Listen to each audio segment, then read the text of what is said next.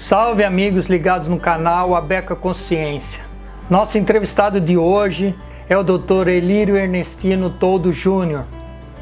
Elírio é graduado em Geologia e doutor em Geociências, atualmente professor titular da Universidade Federal do Rio Grande do Sul. Eu sou o professor Ricardo e espero que gostem da entrevista.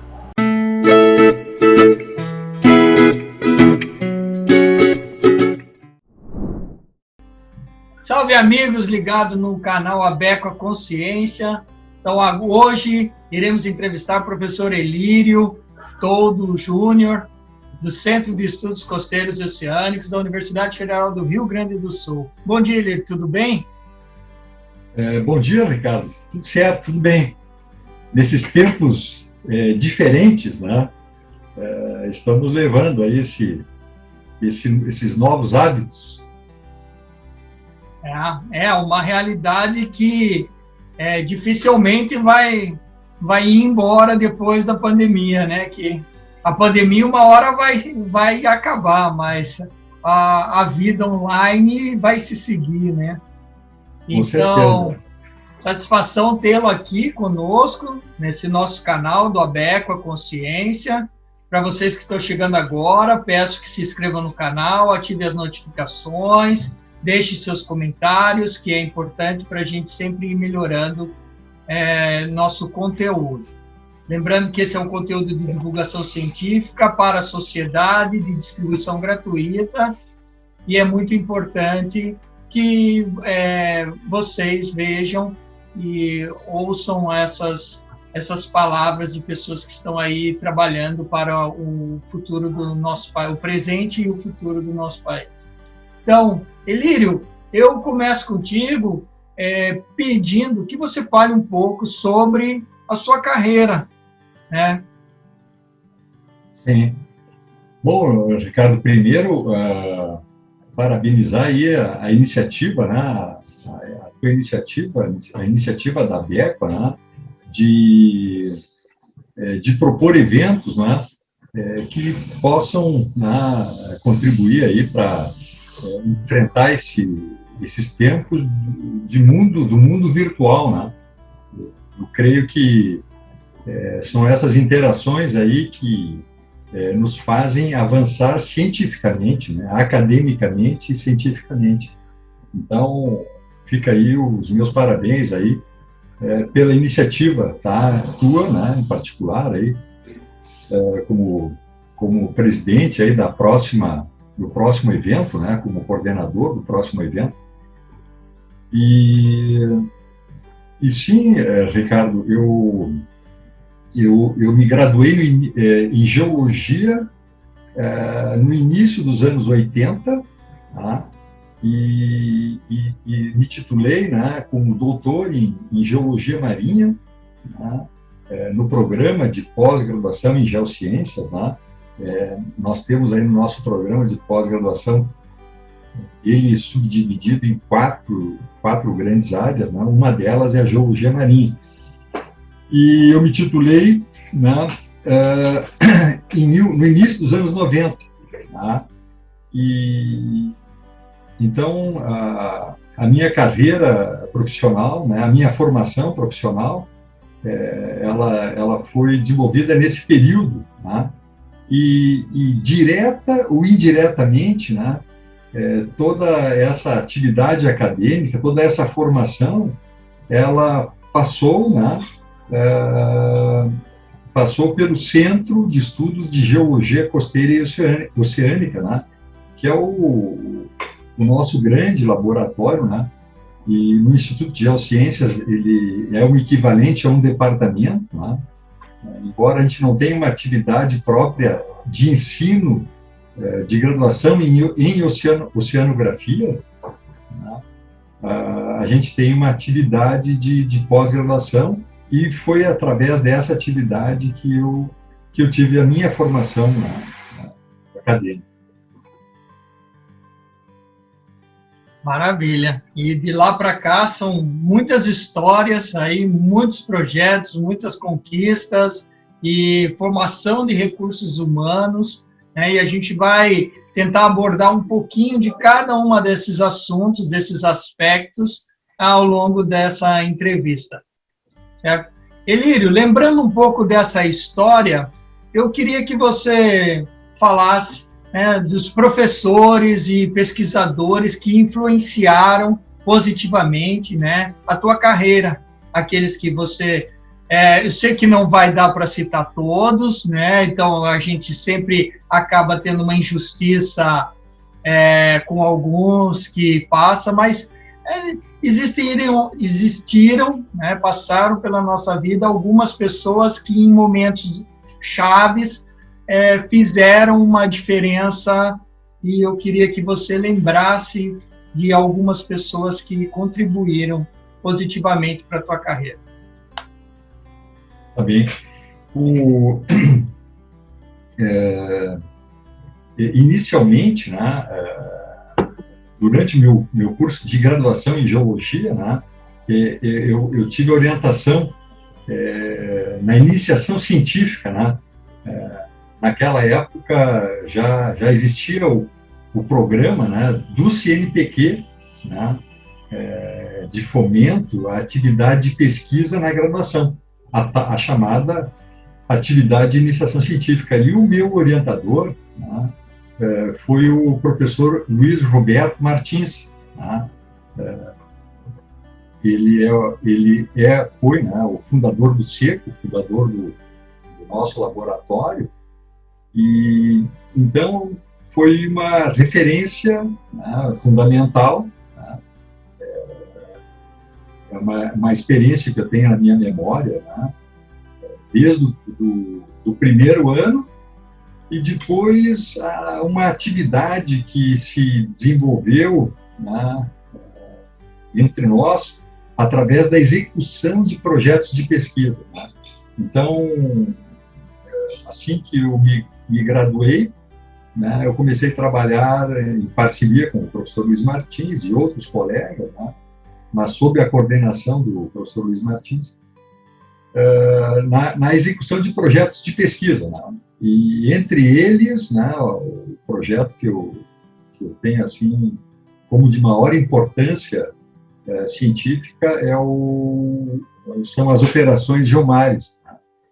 Operação Geomar, Geocosta, né, que foram realizadas aqui no sul do Brasil e em outros lugares do litoral brasileiro, né.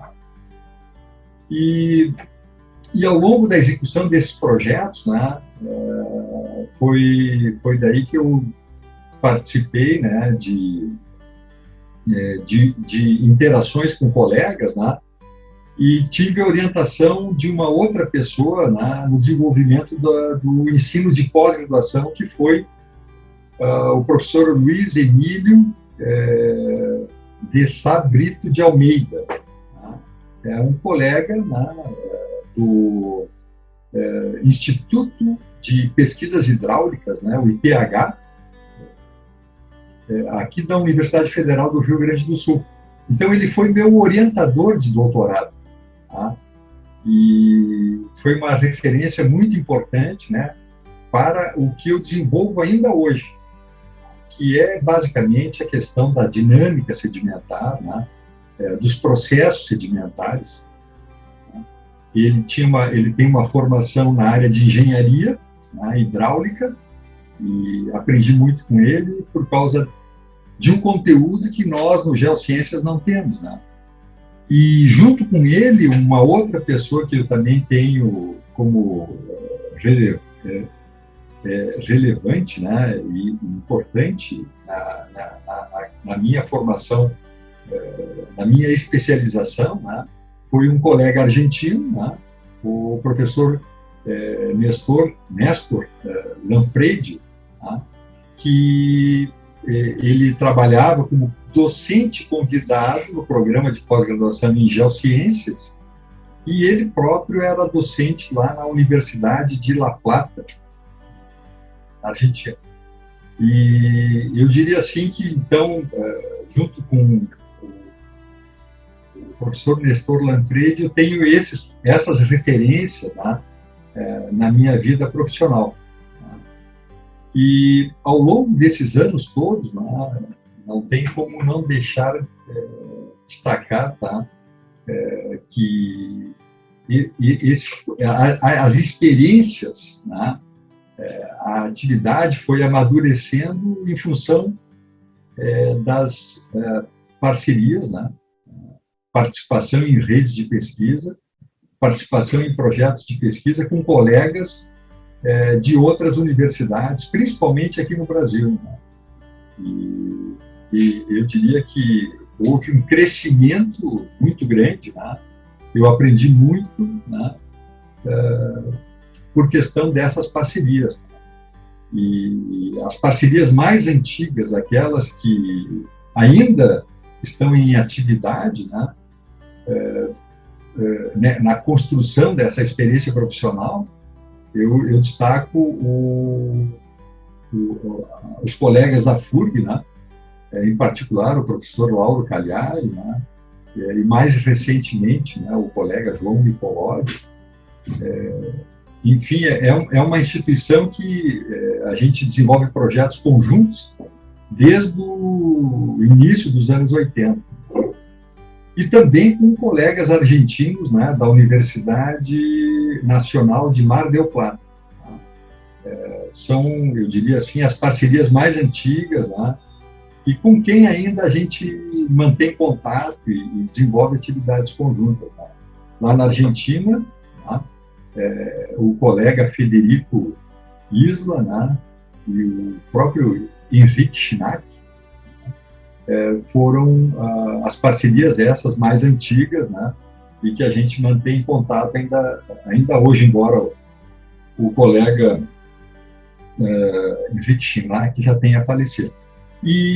Mas atualmente, né, mais há pouco tempo, mais recentemente, a gente passou a desenvolver um novo projeto de pesquisa com um colega, né, o Salvador Aliota, da Universidade Nacional del Sur, que fica em Bahia Blanca, Argentina. Então, é um assunto muito dinâmico, né? E eu diria assim que é a principal força motivadora, né, para a gente continuar executando, né, propondo, se candidatando a projetos, participando de projetos e executando novos projetos de pesquisa.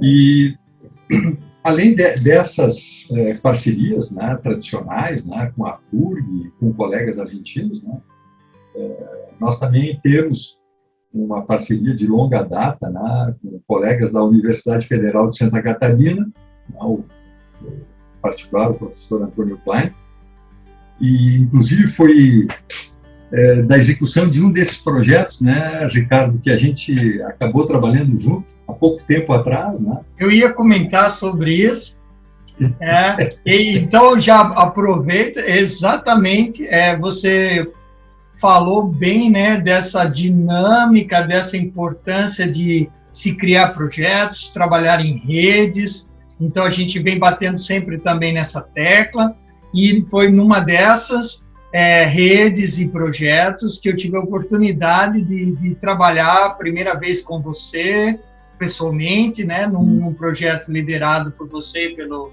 professor Antônio Klein, e que foi extremamente importante dentro da minha carreira, porque era meu regresso ao Brasil, e mais ainda depois, no finalzinho do projeto, ainda você me ajudou naquele interstício que eu saí da UFSC e fui para o Instituto Oceanográfico da USP, e aí você me ajudou numa passagem ali pequena pela URGS, mas que foi de extrema importância para mim como pessoa e como pesquisador também. E é muito interessante esse relato que você faz das parcerias, dos projetos, e mostrando a realidade da dinâmica que são isso. E aí eu complementei, né, dando o relato de quem veio depois, né, os mais novos, e como é importante para o crescimento profissional e pessoal também, claro, mais profissional desses mais jovens que ainda estão galgando, né, o espaço no mercado de trabalho, e hoje eu posso ostentar, por exemplo, que eu sou professor da Universidade Federal da Bahia, aqui no Instituto de Geociências, continuamos colegas, né, mas que houve uma fase entre final de doutorado, pós-doutorado, até você chegar a professor, que esses professores que vieram antes de mim, esses projetos que foram elaborados e executados nessas parcerias, são fundamentais na carreira acadêmica, e é bom mesmo a gente deixar esse relato, esse destaque, né, até mesmo para cuidarmos sempre, né, da melhor forma da nossa educação, né, a educação continuada no país, né, que é o que nós precisamos. Perfeito, não, de pleno acordo, Ricardo.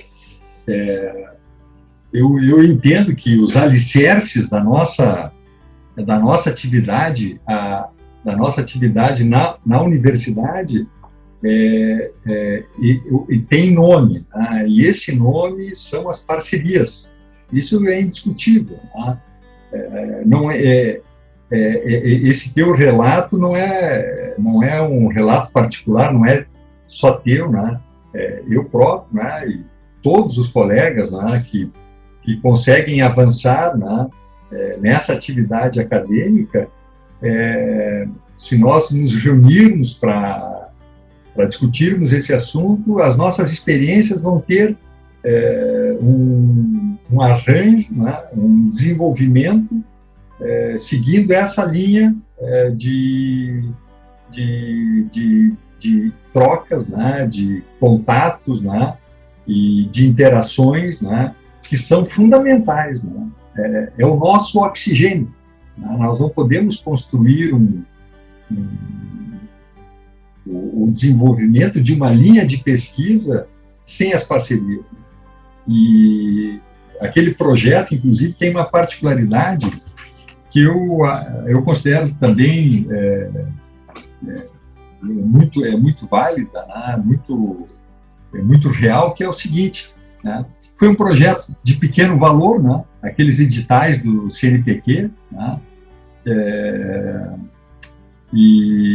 Mas muito produtivo, né? Então, esse projeto, ele é aquele projeto de pequeno porte, né? Envolve uma equipe pequena, né? Com um objetivo bem estabelecido, um objetivo bem definido, né? O projeto foi muito produtivo, foi acima do esperado, né? Então, além dessa questão do projeto, né, da equipe como um todo, tem esse teu histórico, né, Ricardo, que é muito gratificante, né, saber que foi dessas interações, né, que tu próprio, né, está hoje construindo a tua carreira, né, como pesquisador, né, na Universidade Federal da Bahia. E você falar que foi acima do esperado, sendo coordenado por você e pelo Antônio Klein, realmente são extremamente exigentes, e é mais do que isso, né? Porque são, no meu caso, tua vida pessoal que também está colocada ali, né? Então, a sua energia, a minha energia, eu posso direcionar ela para vários aspectos, mas quando o pesquisador, ele direciona a energia de vida dele para um determinado projeto, então aquilo é a vida dele, né? Sim. Então, com certeza, todo mundo que se envolve em trabalhos de pesquisa se envolve realmente de corpo e alma, e é um trabalho tão justo quanto qualquer outro tipo de profissão, né? E no final a gente vê que o esforço vale a pena. Com certeza, com certeza. Elírio, vou emendar aqui. Hoje em dia, quais são as suas principais áreas de atuação? Queria que você falasse um pouco delas de uma maneira assim mais de uma forma simples, Sim. né, para o nosso público aqui do canal Abeco a Consciência. Tá bom. Bom, então, como eu comentei, em função da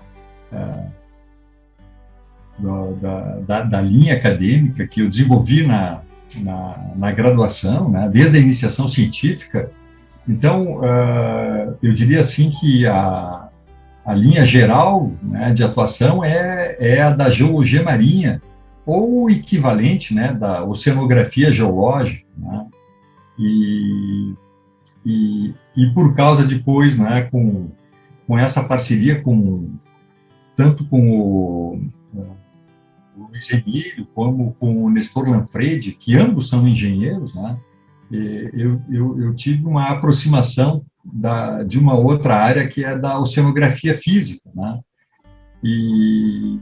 então eu fiz uma combinação, né, dessas experiências, né, para estudar a parte aí, então, da dinâmica sedimentar, e eu direcionei muito, né, para o trabalho da dinâmica sedimentar dos sistemas praiais, né, tanto de praia oceânica quanto de praia lagunar, porque aqui no Rio Grande do Sul, né, um dos projetos que a gente desenvolveu já nos anos 80, e que continua ainda hoje, né, são projetos na Lagoa dos Patos, tá? Na Lagoa dos Patos. E uma das atividades de pesquisa que a gente desenvolveu nessa laguna foi o transporte de sedimentos, né, por ondas. Tá? Então, ainda hoje, né, até recentemente, né, teve uma aluna, né, de Belém, né, a Inaie Miranda, que trabalhou e concluiu o doutorado ano passado, né, dentro dessa abordagem de pesquisa que é a interação onda-sedimento. Então, ela fez um avanço, né, mais detalhado desse assunto, né, sobre transporte de sedimentos induzido por ação de ondas e correntes. Então, além do laboratório, né, que a Lagoa dos Patos representa, um excelente laboratório, relativamente próximo aqui de Porto Alegre, né, embora seja uma área de navegação difícil, né, porque a área é conhecida, né, como Mar de Dentro, por causa das condições de ondulação, né, e de dificuldades de navegação nesse imenso corpo d'água, né, a gente mesmo assim consegue tê-lo, né, como um laboratório. Então, a Lagoa dos Patos é um destino aí para as atividades de campo, né, treinamento de alunos, de graduação, pós-graduação, mas, né, nós temos um outro laboratório que é no litoral norte, né, especificamente na praia de Tramandaí. A gente dispõe ali de uma logística, né, existente na própria área, mais aquela que nós próprios construímos ao longo desses anos todos. Então, o litoral norte do Rio Grande do Sul, né, e a Lagoa dos Patos são os nossos laboratórios de pesquisa, né, para essa área de atuação, né, da dinâmica sedimentar induzida, né, por ondas e correntes. E dá para, depois de tantos anos, né, de trabalho, de dedicação, de muita gente envolvida, de muita parceria envolvida, né, dá para se orgulhar de dizer que a gente conseguiu grandes avanços, né, no conhecimento, né, científico desse assunto, né, dessa área de atuação na dinâmica sedimentar. Perfeito. E nós vamos falar sobre alguns desses avanços, né? Porque realmente são muitos avanços, né? De toda o seco, né, e da Universidade Federal do Rio Grande do Sul com suas parcerias. Mas você me passou algumas fotografias, eu não sei se você já quer lembrar de alguma nesse momento. Sim, se tu tiver disponível, até para Tá tudo. a gente Opa! falar um pouco aí de fotografias, né? Bom, é uma fotografia recente, isso aí é dezembro de 2019, é pré-pandemia, né? Então, essa equipe, a equipe de um dos projetos, né, que a gente tem em andamento, e nós estamos estudando a dinâmica sedimentar, né, a construção de depósitos praiais, né, formados por bivalves, né, conchas, né, um equivalente aos depósitos de conchas que nós temos aqui no Rio Grande do Sul, né, que são os concheiros, né. E essa região é uma região na Argentina, né? É um análogo aos concheiros do Rio Grande do Sul, que no momento a dinâmica sedimentar removeu o depósito praial, né? Possivelmente, né, para as áreas mais profundas da praia, né? E a Baía de San Antônio, né, na província de Rio Negro, né, ela tem um excelente, né, são depósitos, né, extensos depósitos de coquinas, né, modernos, né, e aí nós reunimos uma equipe para fazer um mapeamento, né, um mapeamento preliminar, e também com excelentes resultados. Então, a equipe aí é formada por uma das recentes parcerias que a gente montou, né, com os colegas lá da Universidade Federal do Rio Grande do Norte, né? Aqui no canto esquerdo, né, está o professor Francisco Pinheiro Lima Filho, né? E lá ao fundo de chapéu azul, também colega, né? Na época, desenvolvendo um pós-doutorado lá no laboratório do professor Pinheiro. À direita tem o Cristiano, né, que é um aluno também de pós-doutorado aqui no Instituto de Pesquisas Hidráulicas da URGS. Ao lado dele, né, está o professor Salvador Aliota, que é o nosso parceiro lá da Universidade Nacional del Sur, em Bahia Blanca. E depois os colegas, né, o José Nunes, que está segurando o registrador, né, do GPR, e a aluna de mestrado, Paula Schaefer. E aqui eu estou vendo que vocês estão com uma antena de GPR, né, e o GPS, né, Isso. Estação Total.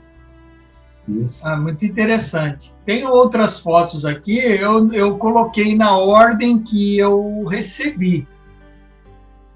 Então...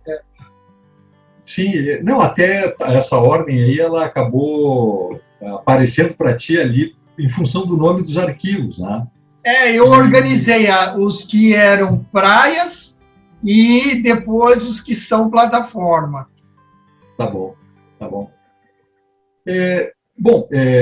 Esse projeto anterior, o slide anterior, Ricardo, ele então é um projeto de pesquisa, né? A gente está estudando a gênese desses depósitos, né, antigos, né, as coquinas, né, a rocha, né, a coquina.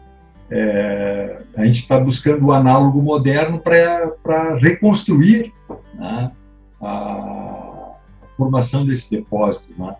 E tanto a mecânica de formação quanto a arquitetura interna e externa desses depósitos, né? Muito interessante, porque as coquinas ela tem uma ampla distribuição, principalmente nas bacias do Nordeste brasileiro, né?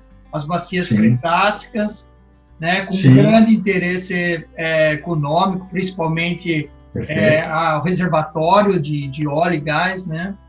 Sim. Esse é um projeto que tem um financiamento da Petrobras. Tá? Esse projeto é um projeto de pesquisa com financiamento, né? E a gente está fazendo um estudo de campo para dar suporte ao trabalho desenvolvido no laboratório, né? Porque a gente, na equipe, né, desse projeto, né, coordenado pelo colega lá do IPH, o professor Eduardo Tu, né, nós estamos trabalhando num canal de ondas, tá, e num tanque de ondas, né, para gerar, né, esses depósitos em modelo físico. Então, a gente busca o análogo moderno, né, faz o mapeamento do análogo moderno, extrai as informações, né, desses depósitos e leva ao laboratório, para tentar reproduzir no laboratório. Então, a gente faz uma relação de reciprocidade entre o modelo físico e o modelo de campo, né, e vice-versa. Bacana, muito interessante. E essa foto, e essa imagem, Emílio? Bom,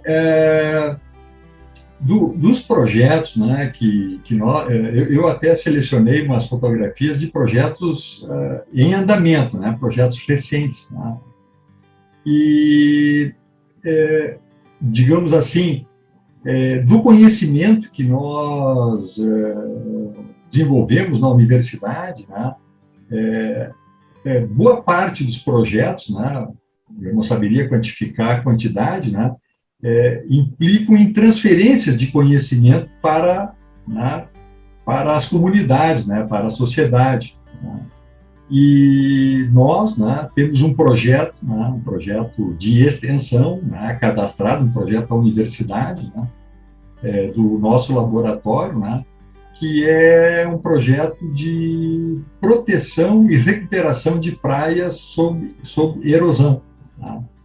Então, a gente busca, né, orientar, né, projetos, né, de recuperação, projetos amigáveis, né, com a praia, né, projetos amigáveis com a natureza, né, ou seja, projetos que busquem metodologias, né, de reduzido impacto físico e visual na praia, né, interagindo proativamente com a praia. Então, essas estruturas que a gente está observando na imagem, né, são troncos de coqueiro, né, que tem em grande quantidade na região, e nós utilizamos eles na construção de pier, né, de espigões, né, e para que a praia consiga se regenerar naturalmente, né, é o ideal, tá, através da retenção de sedimentos entre as células dos espigões. Mas um detalhe importante, né, Ricardo, esses projetos, né, são os projetos de extensão, né, nós não temos, né, por prática, né, concorrer com a livre iniciativa, né. Esse projeto ele só foi desenhado por nós, ele só, digamos assim, serviu como projeto básico, né, como projeto conceitual, né. Quem fez o projeto executivo, quem executou o projeto não fomos nós, né. Apenas nós nos reunimos, né, com a equipe de engenharia que executou essa obra, né, numa praia onde era compatível adotar essa técnica, né, de recuperação e de proteção da praia em erosão.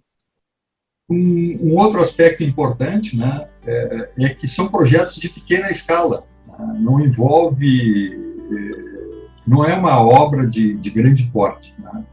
Então, qual foi o nosso objetivo principal na execução desse projeto de extensão? Foi transferir conhecimentos, né. Nós nunca apresentamos o projeto, executamos o projeto, né, concorrendo com a livre iniciativa, ao contrário.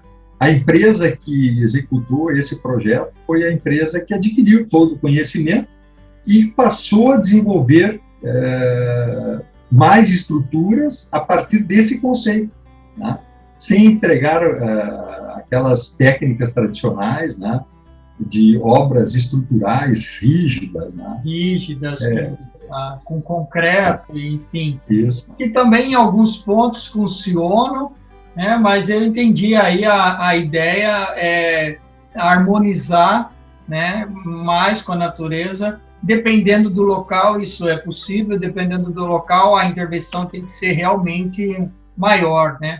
Mas muito bacana essa parceria público-privada e realmente que nós vamos falar um pouco depois do uso das informações, se eles estão sendo utilizados pela nossa sociedade. Né? Aqui eu acho que é o mesmo concheiro, desculpa, é o mesmo? São os mesmos concheiros, né? Na Argentina. Na Argentina, né? Na Baía de San Antônio. Né? Entendi. Um lugar muito bacana, né? Essa foto é antiga. Essa foto é antiga e é um projeto antigo. Eu comentei antes que eu selecionei fotos de projetos recentes, mas essa é uma foto antiga, né? É uma brincadeira, né? Há muitos anos atrás, né, a gente começou a olhar o litoral do Rio Grande do Sul, né, a linha de costa, né, a famosa linha de costa uniforme, né, reta, né, retilínea, entre Torres e o Chuí, os limites do estado, né, Torres ao norte e Chuí ao sul. Né, e conversas de outros projetos que a gente vinha executando no litoral norte do estado, né, ali na região de Tramandaí. E a tal uniformidade do litoral, né, a tal do equilíbrio que existia, o aparente equilíbrio que existia ao longo dessa linha de costa, era porque não era conhecido, né? A gente não tinha dados, né, para falar sobre essa uniformidade sedimentológica, né, geológica e oceanográfica. Então, a gente começou a fazer um mapeamento, né, da linha de costa, e como nos falta um referencial, né, no nosso litoral, de modo geral, ao longo dos 615 quilômetros, não existe um referencial que se estenda, né, ao longo dessa área. Né? Então, o que a gente passou a utilizar como referencial? A linha d'água. A linha d'água. A gente tem uma vantagem, né, porque ao longo do dia, né, a oscilação da maré astronômica, a média é 25 centímetros. Né? Então, é um erro muito pouco. Né? Então, a gente usou um referencial que tem limitações, a gente conhece as limitações, né? Os erros que ocorrem durante esse levantamento, mas são erros que a gente tem algum controle, né? E o mais delicado é a oscilação da maré astronômica, né?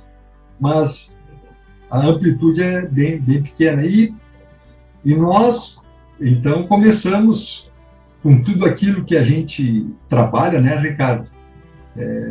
De tanto bater na tecla, começam a aparecer resultados. E de fato, né, passaram a existir em função desse levantamento da linha de praia, né, usando como referencial a linha d'água, mapeando essa posição com um DGPS.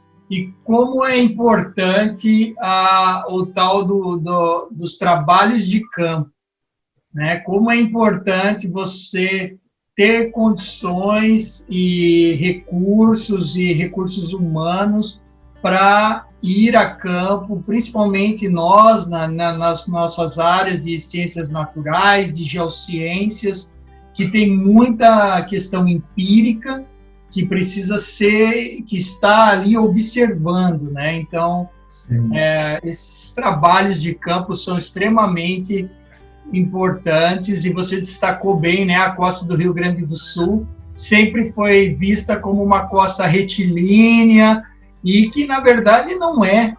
Né? Hoje já se sabe um pouco mais, ainda tem muito para se fazer, se investir, se descobrir, né?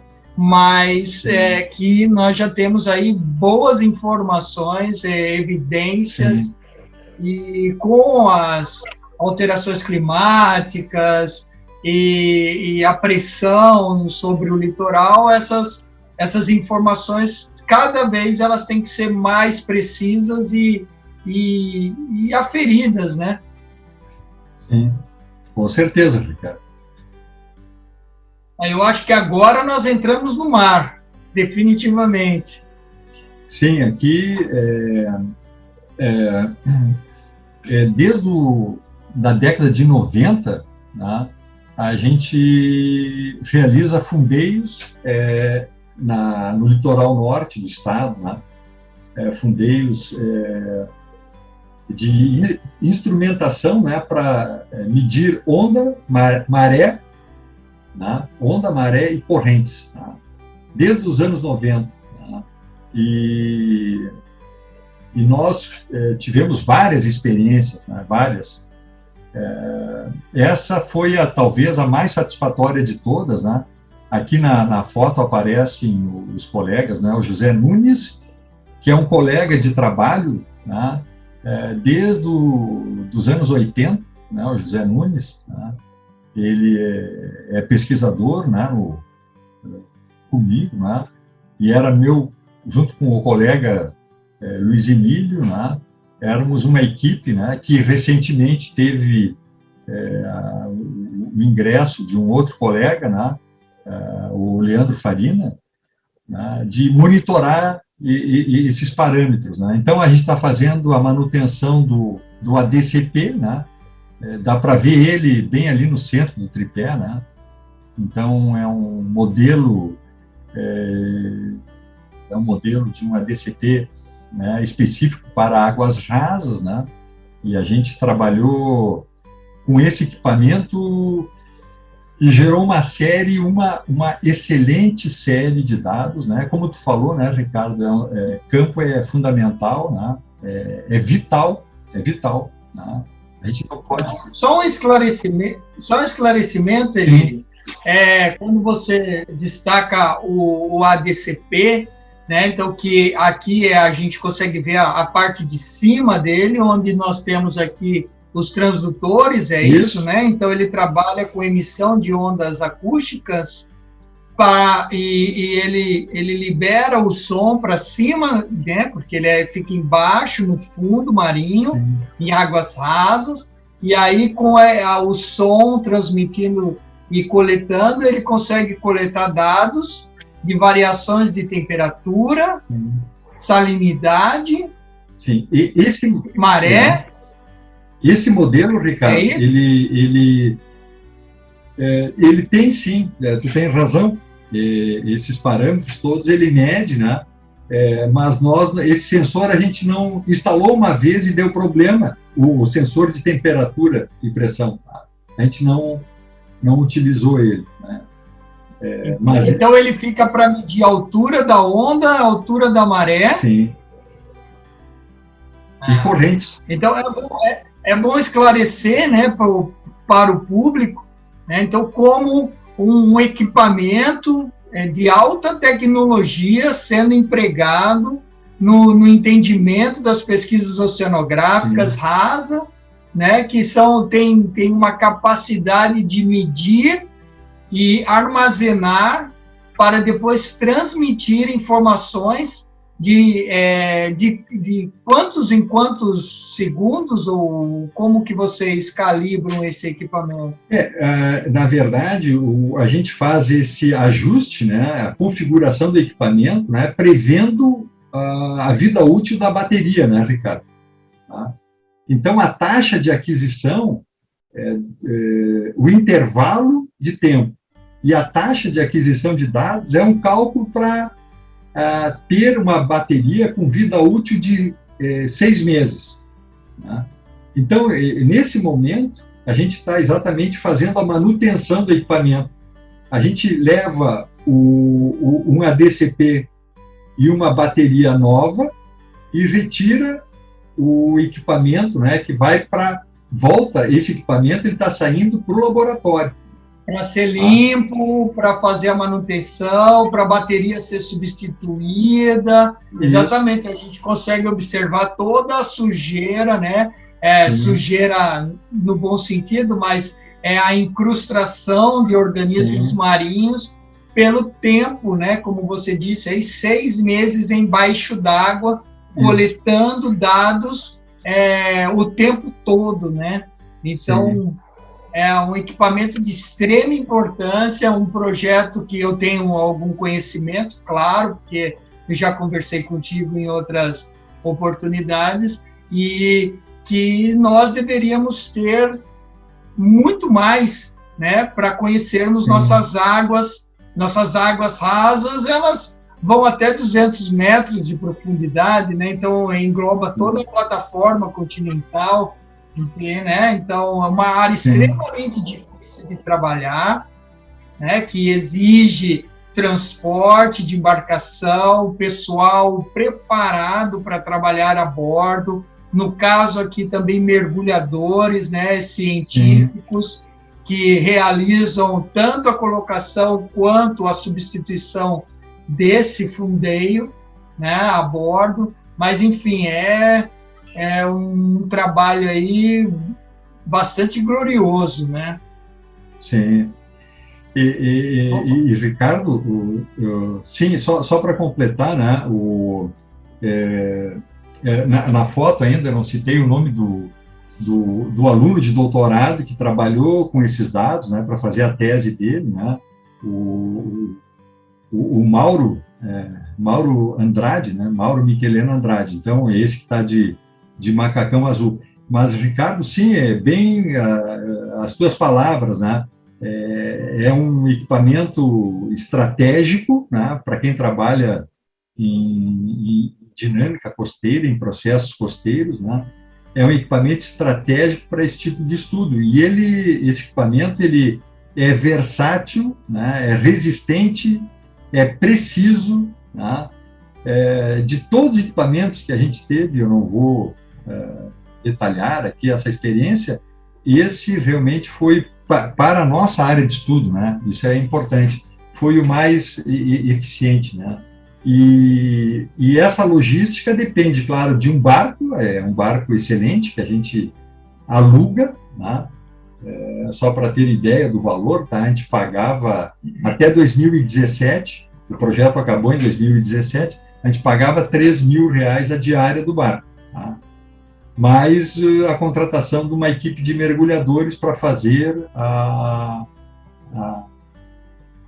o fundeio do equipamento.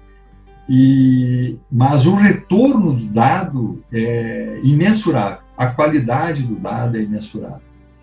É isso, né? Nós temos um país de uma dimensão continental e quase 9.000 quilômetros de costa, e sabemos uma fração ínfima do que ocorre, principalmente debaixo d'água, né? Então, nós temos aí quase que 9.000 quilômetros do nosso espaço territorial às cegas, né? Então, eu vejo também como você extremamente estratégico, e o projeto desenvolvido por vocês aí é muito interessante. Passando aqui, agora eu acho que nós estamos em Tramandaí, o Atlântico, por aí. Isso, é a praia de Tramandaí, e nessa praia existe um clube de pesca, que dá para ver na foto, né? É a plataforma de pesca de Tramandaí. E é um local, né, que a gente utiliza para fazer estudos, né, observações oceanográficas desde os anos 80. Né? A gente tem uma ótima parceria com o clube, né? A gente tem acesso, né, à plataforma, a gente instala sensores na plataforma, né? para observações meteorológicas e oceanográficas. Tá? E então essa foto está ilustrando uma das, digamos, um dos maiores desafios que a gente já teve, que a gente se propôs a realizar, né? Que foi de fazer uma conexão online entre os sensores, né? Oceanográficos, que nós sempre instalamos ali entre 11 e 17 metros de profundidade. Tá? Mas nesse projeto aí de conexão online, nós colocamos uma DCP a 12 metros de profundidade, né? Aproximadamente 1 quilômetro mar adentro, a partir da plataforma de pesca. E aí levou um cabo até a plataforma para fazer a conexão. Mas o que são duas coisas aí muito interessantes, né? Que é o desenvolvimento tecnológico, né? Que é um desenvolvimento, é uma contribuição significativa para o desenvolvimento tecnológico, principalmente de coleta remota, né? Poder monitorar online, como você disse, né?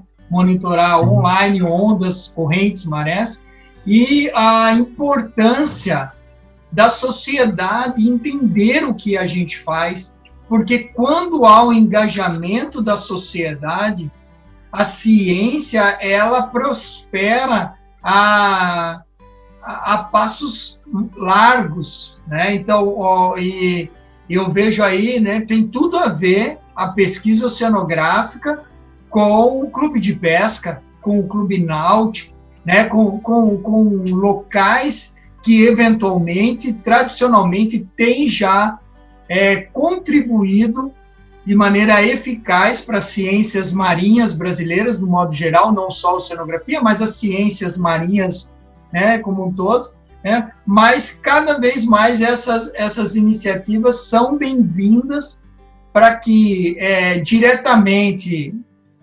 universidades, centros de pesquisa, a pesquisa básica possa se conectar com a pesquisa aplicada e gerar benefícios para a nossa sociedade de uma maneira integral, né? Eu acho que eu organizei, Elírio, a foto aí, ó. Eu acho que eu organizei a foto, que é o receptor, provavelmente. Sim. Bom, então, digamos, no perfil da praia, né, que inclui o que nós chamamos de antepraia, né, a shore face, né, a zona de quebra, que é essa que aparece aí na foto, né, e a zona da pós-praia, né, a zona do espraiamento da onda, a gente procurou sempre, nessas três regiões, né, a instalação de sensores para monitorar os parâmetros de ondas e correntes. Né? Então, dentro da zona de quebra, né, a gente conseguiu, né, sempre teve por acesso à plataforma de pesca, né? Essa fotografia é uma fotografia a partir da plataforma de pesca, né? A gente conseguiu acessar a zona de quebra, né, em qualquer condição de onda, tá, para medir corrente e concentração de sedimentos em suspensão. Então, dos modelos que nós temos de transporte de sedimentos, o que ainda a gente não concluiu, porque não tem uma amostragem da carga de concentração de areia em suspensão na zona de quebra, é a taxa de transporte. Tá? Os dados já dão a indicação dessa taxa. Já temos uma indicação, mas nós não temos ainda uma boa qualidade no resultado. E ambos os fundeios, tanto aquele online como esse, a partir da plataforma de pesca, eles são estratégicos. Né? A gente está tendo acesso a uma área muito difícil de ser estudada, né, que é a zona de quebra, né, aquela questão de logística, né, e a gente tem essa facilidade. Então, a gente está usufruindo dessa facilidade, né, bem como tu disseste, Ricardo, né, a gente está usufruindo dessa facilidade, né, para o desenvolvimento da pesquisa básica que tem aplicações, né. Uma das aplicações daquela conexão online, né, ou seja, qualquer pessoa teria acesso, porque aquele projeto durou poucos meses, tá? Foi a primeira experiência que a gente teve, tivemos rompimento do cabo, tá? E nós vamos ter que retomar aquele plano de fundeio online, tá? Mas com ele, enquanto ele esteve operacional, né, a gente podia ter o dado de onda no celular. E aqui no litoral do estado, né, tem a Operação Golfinho. A Operação Golfinho é aquela operação, né, realizada pelo Estado, né, pelo Corpo de Bombeiros, né, para dar segurança. Né? Isso, exatamente. E parte desses dados, Ricardo, né, nós utilizamos em cursos de treinamento dos salva-vidas. Exato, vai direto para a defesa pública, de riscos, né, e sim, para o corpo de bombeiro, né, para a defesa civil, desculpa, né, mostrando a integração dos dados da ciência com os dados, com a necessidade de respostas que a sociedade necessita e auxiliando também, inclusive aí, como você deu o exemplo, né, a própria segurança do banho de mar. Né? E que, com certeza, a presença desse pier, ele facilita muito, né? Quando a gente consegue ver a dimensão dele, porque acessar essa zona com essa arrebentação, com um barquinho para ir levando equipamentos extremamente caros e alguns sensores muito delicados que eventualmente não podem olhar, eles precisam estar em caixa estanque, é praticamente impossível, né? E não é toda parte do litoral brasileiro que nós temos esse tipo de estrutura de pier para fazer esse monitoramento e, enfim, essas observações in situ do ambiente marinho costeiro, né? Sim. Maravilha. Aí aqui já entramos em águas um pouco mais profundas. Sim. E Ricardo, também, já que a nossa conversa vem nesse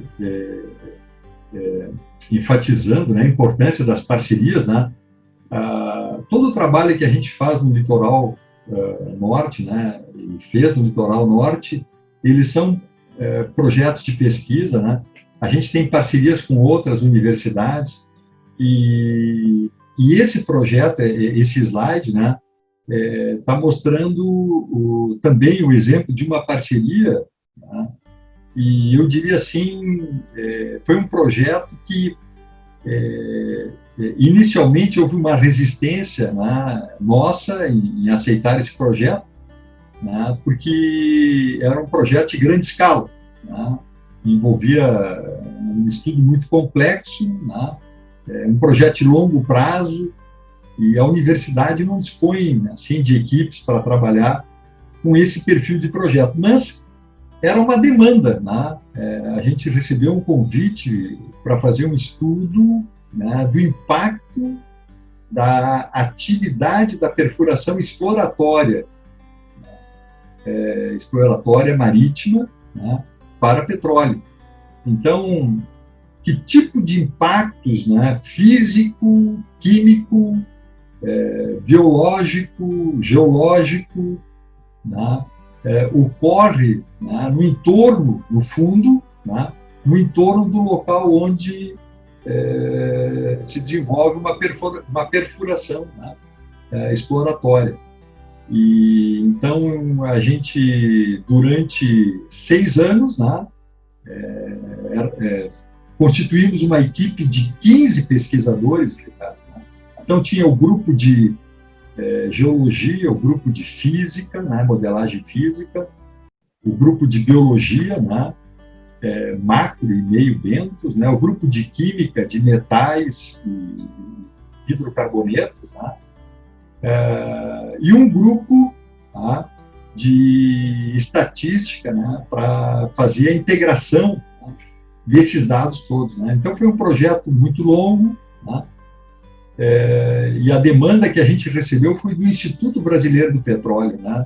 Foi uma demanda solicitada à universidade, tá? Então, o Centro de Estudos de Geologia Costeira e Oceânica, né, depois de muitas reuniões, aceitou o desafio. Né? Então, o Instituto Brasileiro de Petróleo, né, na época, né, foi no ano 2000, ele era representado por 20 empresas de petróleo. Então, era um pool de empresas de petróleo, né, que solicitaram que a gente apresentasse um projeto. E o projeto foi aceito, né? Teve financiamento parcial da FINEP, né, nesse estudo, né? E os estudos científicos, né, Ricardo, também os resultados, né, foram acima do esperado, né? Nós tivemos publicações em volumes especiais, né, de revistas científicas, né, desse projeto, e o trabalho compensou. Então foi um trabalho interessante, né? Digamos, houve uma transferência de conhecimentos da universidade, né, para responder essa questão, né, que ela não era propriamente compreendida, né? Então, o projeto, além do desenvolvimento científico, nós desenvolvemos vários protocolos, né? Protocolos, inclusive, para a execução da campanha oceanográfica. E esses protocolos estão publicados, né?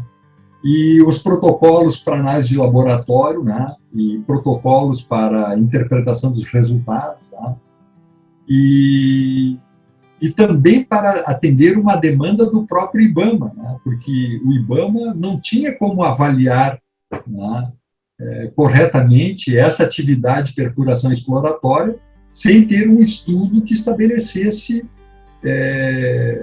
avaliações, né, desse impacto. Então... Você falou que foi no início dos anos 2000. Isso.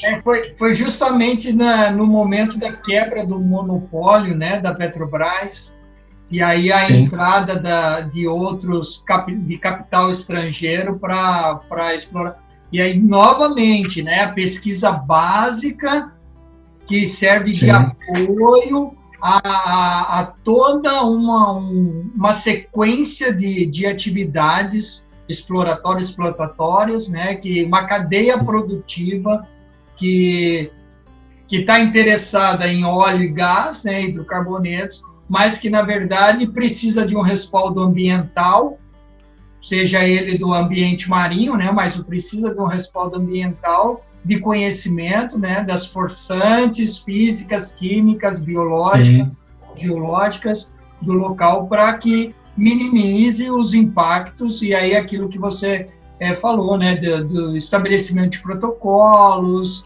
enfim, né, dados fornecidos aos órgãos ambientais, como, por exemplo, o IBAMA.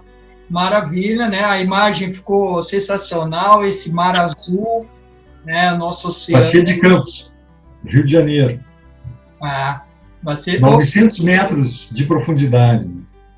Esse equipamento aqui é o quê? É o Boxcore? Ou... Esse é um Boxcore. Ok, então é um equipamento que ele é lançado da embarcação, vai bater lá no fundo marinho e tem o objetivo de coletar um pouco do sedimento do fundo do mar para que depois esse sedimento seja analisado, né, em laboratório. Então, perfeito. E esse equipamento, só para concluir, Ricardo, ele foi construído especificamente para o projeto, porque a gente precisava de um Boxcore que coletasse um volume de sedimentos, né, do fundo marinho que pudesse atender todos os grupos de pesquisa. Sim, claro, uma quantidade expressiva. Exato. O Boxcore que nós tínhamos que temos na universidade, ele não atendia essa necessidade, né? Aqui, pelo jeito da imagem, nós estamos chegando no Nordeste brasileiro. Ricardo, sim, a gente falou antes, né, a questão, assim, duas questões, tá? A transferência, né, de conhecimentos para a sociedade, tá? E as parcerias, tá? E essa fotografia, que foi obtida pela CPRH, né, que é a Companhia de Pesquisas de Recursos Hídricos de Pernambuco, tá? É o órgão ambiental. Né? Bom, é Fortaleza, é a cidade de Fortaleza? Não, Ricardo, é Recife, é a Praia da Boa Viagem. Recife, é. Pertinho. E esses são os recifes, né? Uma foto aí que está mostrando os recifes, né? Na maré baixa, né?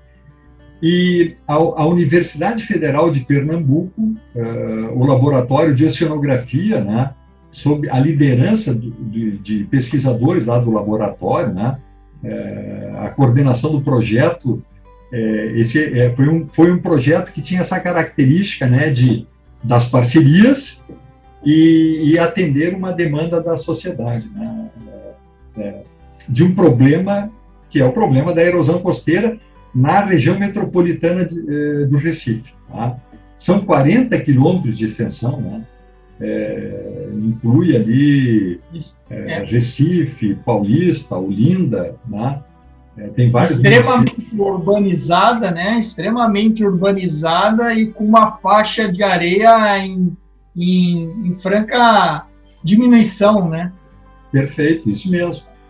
Então, bem suscetível a algum evento de desastre natural, né, causado por uma tempestade, alguma coisa. Realmente. Dentro desse contexto todo que você falou, Elírio, posso interromper a imagem aqui? Então tá. Dentro desse contexto todo que você falou, e lá relembrando, puxando da memória no começo da nossa conversa, você falou das operações Geomar, Geocosta. Né? Então, eu analisando um pouco sobre o nosso litoral, a parte daqui cabe à plataforma continental, e o momento que nós temos de desenvolvimento, tanto de recursos humanos como de desenvolvimento nacional, qual foi essa experiência da Geomar, da Geocosta, e você vê que nós poderíamos reviver um Geomar e um Geocosta a nível nacional, nós teríamos, o que nós teríamos a ganhar em revivermos isso, ou seja, ter um projeto integrado de sul a norte, ou de norte a sul, tanto da zona costeira como da zona marinha, em termos de estratégico para o nosso país. Eu não vejo isso como um sonho distante, porque nós, pesquisadores, o que nós sabemos é otimizar o recurso financeiro. Se tem uma coisa que o pesquisador sabe fazer é otimizar recursos financeiros, né? Então, mas assim, eu queria uma experiência sua que participou de um projeto dessa envergadura na parte sul brasileira, né? Mas numa perspectiva nacional. Sim. Ricardo, essa tua pergunta e até em função desse último slide, né, que a gente estava examinando ali do litoral de Pernambuco, né, a região metropolitana, né, quando a gente aborda assuntos costeiros, né, do ambiente, né, marinho raso, né, tem um dado, né, que ele é escasso ao longo de todo o litoral brasileiro. Né? São poucas as áreas de águas rasas que existem dados, né, de qualidade, né, dados precisos da batimetria. Um dado tão simples, né? Dentre os que podem ser adquiridos, um dos dados mais básicos saber com precisão a profundidade, né? A batimetria. Sim. Então, a batimetria até 15, 20 metros de profundidade, né? Desde próximo da zona de quebra até 15 ou 20 metros de profundidade. E a morfologia, até a gente não precisa nem avançar muito na questão do tipo de sedimento, o tipo de rocha que recobre esse fundo, né? Mas a morfologia, né, e a batimetria, né, é um dado que envolve questões de segurança de navegação, envolve a questão da compreensão dos processos erosivos, né, envolve a questão de ocupação dessa região, né. Qualquer atividade marítima que se desenvolva nessa região, né, ela necessita desse dado, seja para navegação, seja para instalação de algum porto nessa região, né, um porto em mar aberto, né, e quando tu comentas assim essas grandes campanhas que foram realizadas, né, esse grande projeto que foi proposto nos anos 70 e 80, né, ele poderia ser retomado, na minha opinião, com esse enfoque de águas rasas, né, que é uma carência de dados, né, básicos, né, para todo tipo de projeto que se faça no litoral brasileiro, né. Se nós formos analisar a questão da não ocupação, né, para a proteção da praia, né, a não ocupação da faixa terrestre, nem a faixa marítima, né, não discutindo a questão da não ocupação da faixa marítima, mas só da parte terrestre, um dado que é necessário para discutir essa faixa de não ocupação terrestre depende dessas informações, né? A gente depende diretamente, né? Depende diretamente. Então, eu penso que esse é um projeto de escala nacional, né? Porque é de interesse nacional, né?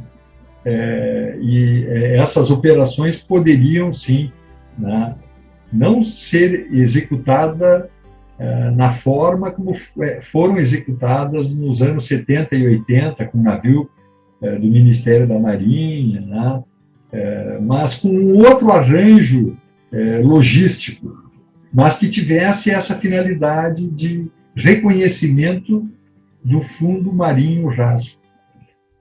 E só lembrando que esse reconhecimento do fundo marinho raso, que o professor Elírio se refere, é exatamente parte da zona de arrebentação das ondas. Então, não é mesmo um trabalho simples, uma operação que não envolve risco, são coisas associadas, né? Como sabemos, o litoral brasileiro ele recebe ondulação de vários quadrantes, né? Seja nordeste, seja leste, seja sul. Então, são áreas que são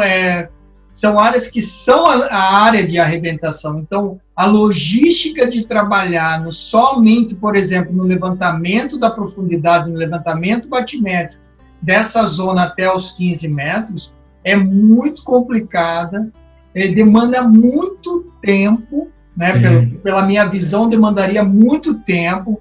Nós teríamos que trabalhar, sem sombra de dúvida, com o auxílio do jet ski, porque não é qualquer barco que pode ser colocado nessa zona de arrebentação, que ele vai naufragar, né? Então, nós teríamos que adaptar embarcações leves que já foram criadas para navegar nessas áreas, por exemplo, o jet ski, né? A gente sabe que o jet ski ele tem potencial de furar a arrebentação, a gente vê em vários noticiários recordes e recordes de ondas grandes e sempre está lá o jet ski para socorrer. Então, seria um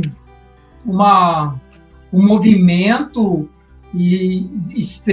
estratégico para o desenvolvimento, lembrando que você mostrou o caso da cidade de Recife, né? Mas Rio de Janeiro, Salvador, Recife, enfim, todas as grandes principais capitais, elas estão muito próximas à zona. São Paulo não está, mas nós temos a Baixada Santista extremamente povoada, populosa, né? Então, como nós falamos um pouco, né, as alterações climáticas e os eventos e os efeitos das oscilações ou das variações relativas do nível do mar estão aí, né? Então, modificar ou retirar essas cidades, afastar elas da zona costeira, é praticamente economicamente inviável. Então, o que nós vamos fazer para nos prepararmos para as 2 ou 3 próximas décadas que, inevitavelmente ou muito provavelmente, essa zona costeira será mais afetada tanto pelas alterações climáticas ou mudanças climáticas, como pelas variações relativas do nível do mar, né? E com certeza, Ricardo, de pleno acordo, né? É uma área que envolve segurança de navegação, né? Envolve o estudo do balanço de sedimentos, né? Para interpretar a questão da erosão costeira, né? Envolve a questão desse critério, né? De delimitação de áreas de não ocupação, né? Então, tem aplicações, né, de pesquisa básica, né, e pesquisa aplicada necessárias.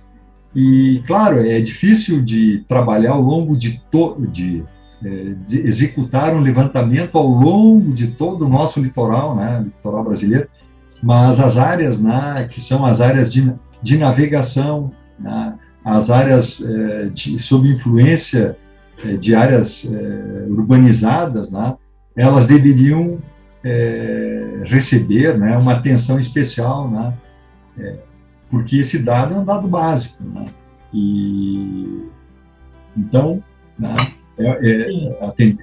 respondendo à tua pergunta, sim, é possível, né, ainda aquele projeto Geomar, que era um projeto de reconhecimento, né, da plataforma continental, ainda cabe, né, no nosso país um projeto de reconhecimento, né, do fundo marinho raso. Até porque nós estamos iniciando o século XXI com tecnologia do século XXI, né? Então, todos os equipamentos, eles passaram por grandes evoluções e agora, mais ainda, a evolução desses equipamentos é quase que diária, né, dos métodos de aquisição, os métodos de processamento, enfim, tanto o pós-processamento, filtragem, enfim, né, mas assim, nós temos aí uma gama muito grande de novas tecnologias marítimas, né, ou para serem empregadas no mar. Elírio, a conversa está muito legal, certo? Estamos chegando aí ao final do nosso programa. Eu queria que você falasse um pouco sobre a Abequa, né, o que a Abequa representa para você. Sim, bom, Ricardo, claro, a gente até nem esgotou esses assuntos que foram abordados aqui, né, porque é um assunto que motiva todos nós, né, que trabalhamos com assuntos do mar, assuntos costeiros, né, e teremos outras oportunidades, por isso que essa tua iniciativa é louvável, exatamente porque a gente precisa conversar mais, né, e trocar ideias, né, e esse confinamento está nos oferecendo essa possibilidade, né? E, bom, eu parabenizo também todas as pessoas, né, que ao longo de todos esses anos se dedicaram à Abequa. A Abequa é um dos modos, né, de a gente construir parcerias, né, desenvolver interações, né, e conversarmos, porque a gente precisa conversar. E a conversa presencial é de melhor qualidade do que a conversa virtual, sem dúvida, né? Então, os eventos, né, os encontros, né, as reuniões, workshop, congressos, elas são vitais, né, para o mundo acadêmico, né, científico. Isso é histórico, né, e incontestável. Né? E, então, a BECA representa esse ambiente, né, que pode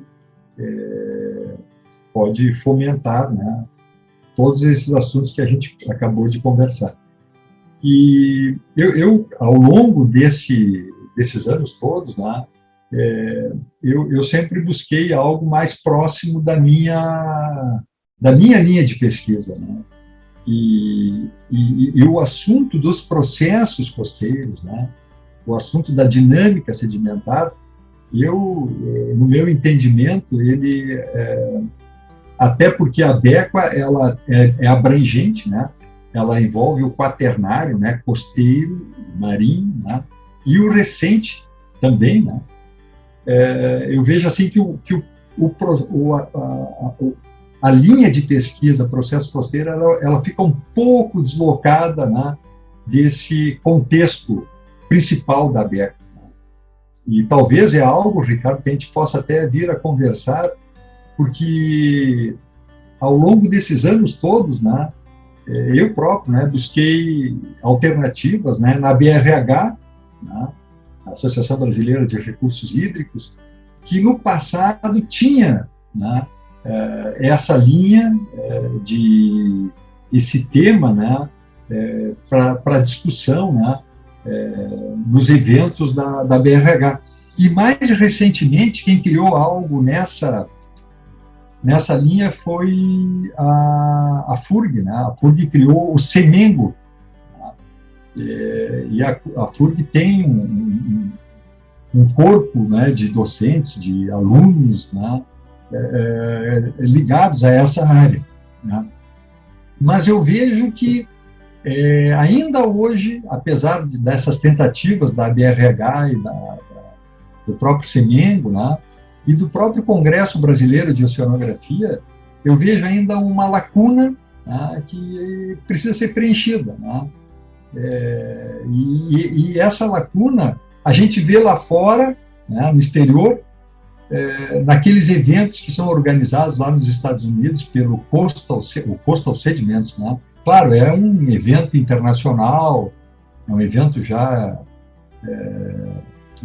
bem conceituado, né? Um evento histórico importante, né? O Coastal Sediments, né?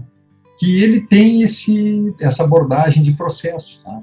E na Europa tem o Coastal Dynamics, né? Que até ele vai mais para uma linha, né, de modelagem, né, numérica, né? Ele explora muito a questão da modelagem numérica. E eu vejo que aqui no Brasil a gente não tem, assim, dentro desses eventos, né, nacionais, né, ou regionais, como é o Semengo, se bem que o Semengo também a gente pode classificar como um evento nacional. Né? Ele é de pequeno porte, mas ele é nacional.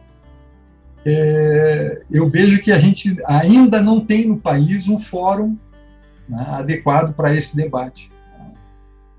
Então, por exemplo, se eu vou examinar a questão da gestão costeira, né, eu posso sim ter uma análise dos processos costeiros que contribuam para a gestão costeira. Né. Eu posso também olhar a questão da evolução costeira e ter o processo costeiro como um elemento para compor o modelo da evolução costeira.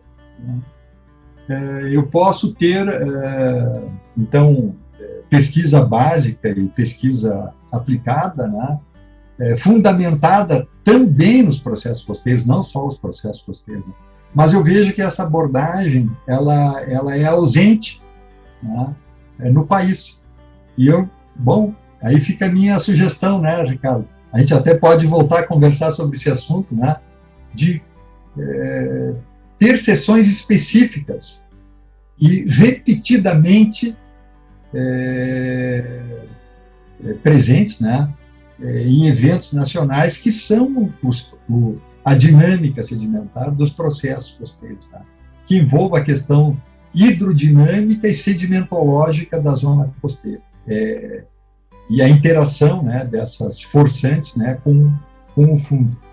Então, fica uma sugestão, Ricardo, a gente pode voltar a conversar, né? Muito interessante a sua sugestão.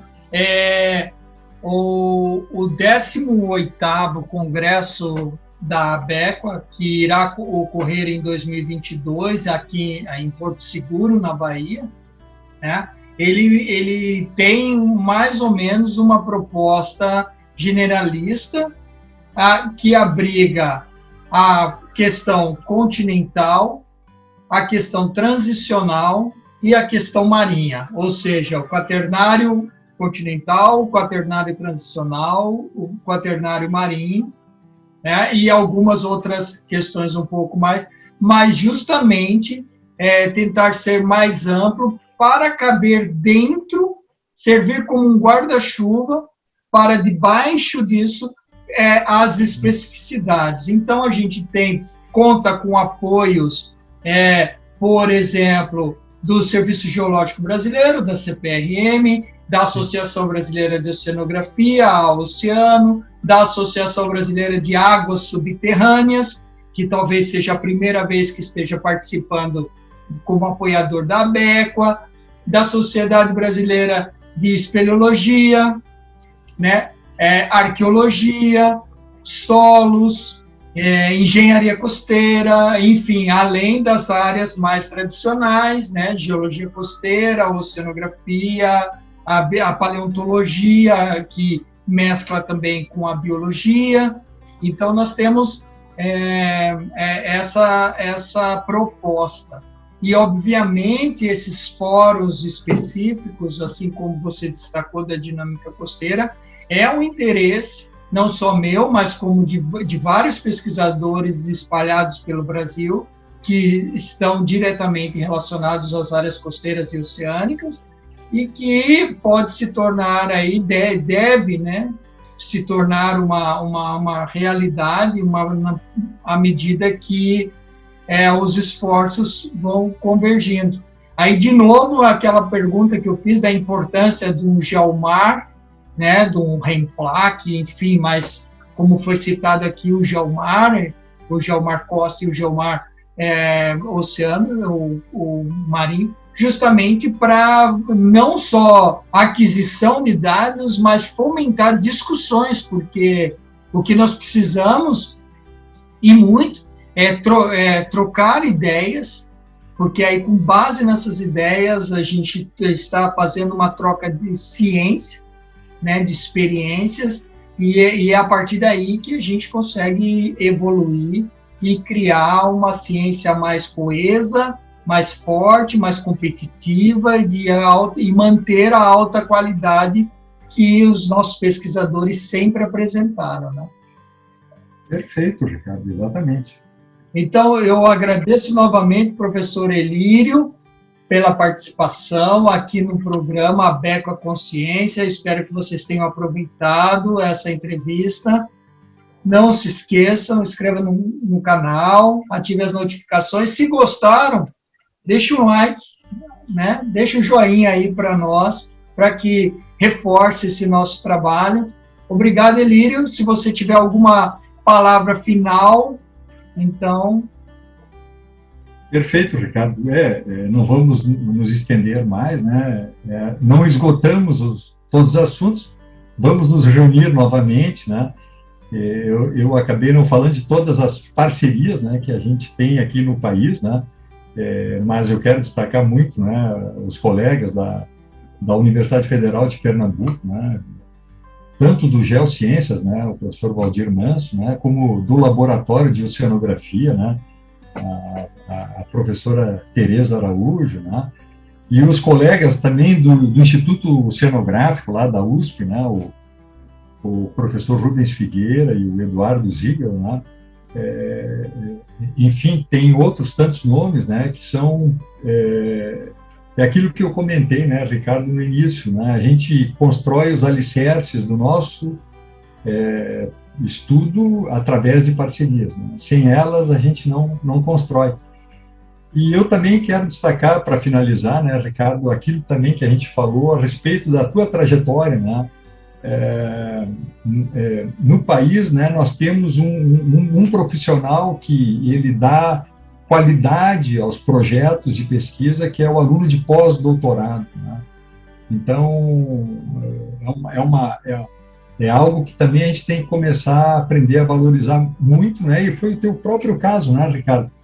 Tu deu qualidade, tu contribuiu diretamente, né, naquele projeto, né, de estudo do quaternário marinho, ali